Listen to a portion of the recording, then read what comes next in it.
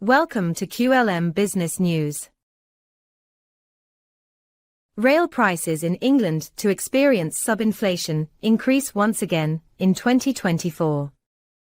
Rail fares in England are set to increase below the rate of inflation once again in 2024, according to an announcement by the government.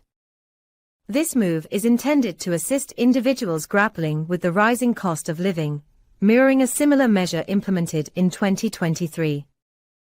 Any fare hikes will once more be deferred until March 2024, a departure from the customary January commencement prior to the COVID era. Nonetheless, a campaign group has argued that fares should be frozen in acknowledgement of the financial strain imposed on rail passengers. Regulated fares encompass approximately 45% of total fares, encompassing season tickets for most commuter routes, select off-peak return tickets for long-distance journeys, and anytime tickets within major cities. Prior to the COVID pandemic, these fares were annually adjusted in January, using the Retail Prices Index, RPI, inflation rate from the previous July as a basis. The standard calculation involved RPI plus 1%. June's RPI stood at 10.7%, and it is anticipated to be around 9% for July, with the official figure slated for release this Wednesday. While the increase for the upcoming year remains uncertain, this year's national rail fare increase was 5.9%, a significant deviation from July 2022's RPI of 12.3%. Nonetheless, this increase marked the highest since 2012, as reported by the Office of Rail and Road, a regulatory body. The Labour Party characterised this rise as a cruel joke for the millions reliant on deteriorating services.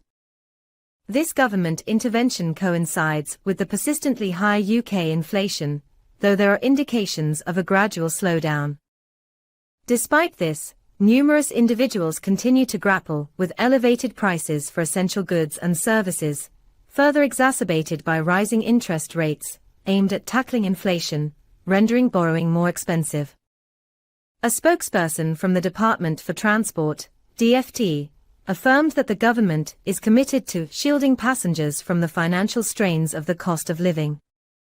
Anthony Smith, CEO of the passenger advocacy group Transport Focus, remarked that while no one welcomes fare increases, passengers will likely be relieved that fares will be capped below the Retail Prices Index, with any increases postponed until March of the upcoming year. Conversely, Paul Chewy, the head of the Campaign for Better Transport, argued that rail fares should be frozen, similar to fuel duty, until the long-anticipated overhaul of the ticketing system is realized. The DfT pledged in 2021 to simplify the complex ticketing structure, reducing the multitude of available fares that can bewilder travelers trying to select the most suitable option.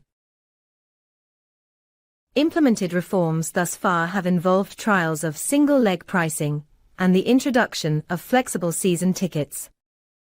Since the preceding summer, rail passengers have grappled with service disruptions resulting from a series of strikes, with further industrial action scheduled for Saturday, August 26, and Saturday, September 2.